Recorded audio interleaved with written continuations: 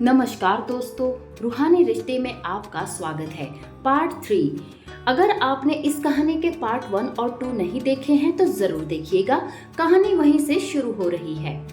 अगले दिन कॉलेज में कबीर अपने दोस्तों के साथ बैठा था, थोड़ा चुप, थोड़ा खोया हुआ। कल के बातों ने असर तो छोड़ा था, पर नायरा के सॉरी ने कुछ उम्मीद भी जगा दी थी। अचानक उसकी सीट पर एक छोटा सा गुलाब रखा गया, साफ, बिना किसी कागज या मैसेज के। बस एक छोटा सा गुलाब जिसमें वो खुशबू थी जो सिर्फ नायरा में होती थी। कबीर ने इधर उधर देखा, लेकिन नायरा कहीं नहीं थी।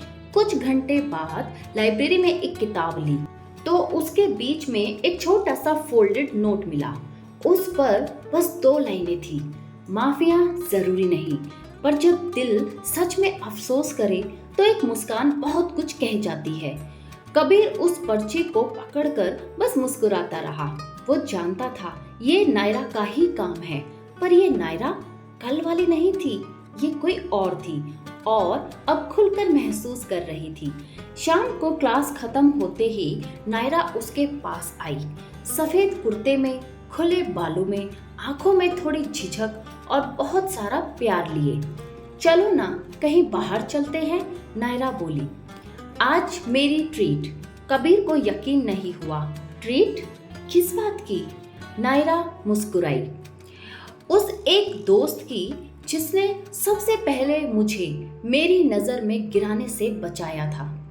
वो दोनों पैदल चलते हुए कॉलेज के पीछे वाले गार्डन में गई, जहां एक चुपचाप सी छोटी सी चाय की दुकान थी। नायरा ने कबीर के लिए चाय मंगवाई और अपने बैग से एक छोटा सा डब्बा निकाला। मैंने आज पहली बार किसी लड़के के लिए कुछ बनाया है और पहली बार किसी के लिए इतना नर्वस भी महसूस कर रही हूँ। कबीर ने डब्बा खोला। छोटे छोटे चॉकलेट पिनवेल्स थी, थोड़ी बिगड़ी सी शेप में, पर प्यार से लिपटी हुई।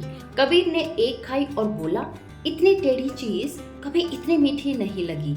नायरा हंसने लगी। तू भी ना, बस टांग खींचना आता है।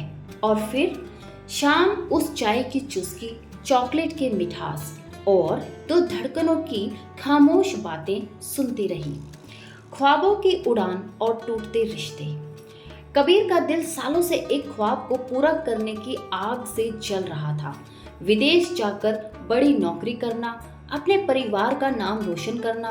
घर वाले भी उसका यही सपना देखते थे, लेकिन कबीर के लिए ये आसान फैसला नहीं था। नायरा को जब पता चला तो उसकी आंखों में सवाल छा गए। तुम जाओगे? उसकी आवाज में नफरत नहीं, पर डर साफ झलक रहा था। कबीर ने नर्म लहजे में कहा, नायरा, ये मेरी जिंदगी का मौका है। मैं तुम्हारे बिना भी कर सकता हूँ ये। नायरा की नजरों में आंसू थे, पर उसने खुद को संभाला और कहा, मैं तुम्हें खोना नहीं चाहती कबीर। क्या तुम सोचते हो मैं तुम्हारे बिना खुश रहूंगी? कबीर ने अपनी बात समझाने की कोशिश की। मैं तुम्हें नहीं छोड़ना चाहता, पर यह सपना पूरा करना मेरी जिम्मेदारी है। घर वाले भी इसे चाहते हैं। नायरा चुप रही, पर उसके दिल में एक दूरियों की दीवार खड़ी हो रही थी। दिन बीते, बातें कम हुई, फिर भी कबीर के दिल में नायरा की यादें गूंजती रही। हर रात वो सोचता, क्या वो सही कर रहा है?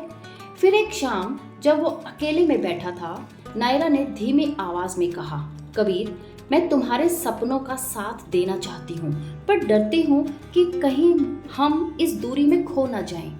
कबीर ने उसके हाथ थामे। मैं भी डरता हूँ नायरा, पर हमारी मोहब्बत इतनी मजबूत है कि ये दूरी भी कमजोर नहीं कर पाएगी। पर क्या सच में ये दूरी उन्हें दूर कर देगी, या उनका प्यार हर मुश्किल को पार कर जाएगा? भाग 4 कल आएगा, एक और नए ट्विस्ट और इमोशंस के साथ। तो हमारे साथ इस सफर में जुड़े रहिए। पूरी कहानी देखने के लिए धन्यवाद। आपका प्यार और सपोर्ट ही मेरी सबसे बड़ी ताकत है। इससे मुझे और भी कहानियां लिखने का मोटिवेशन मिलता है। अगर कहानी अच्छी लगी हो तो एक प्यारा सा लाइक और कमेंट जरूर करें। चैनल को सब्सक्राइब करें और साथ ही बेल आइकन को भी दबा दें, ताकि आपसे कोई एहसास छूट ना पाए। अपना प्यार ऐसे ही बनाए रखें और कहानी के प्रति अपनी राय जरूर बताएं, ताकि मैं भी आपके जज्बातों को समझ सकूं। मैं हूँ आपके अपने कहानीकार रूहानी रिश्ते से, हर एहसास, हर रिश्ते, हर कहानी में आपके साथ। धन्यवाद।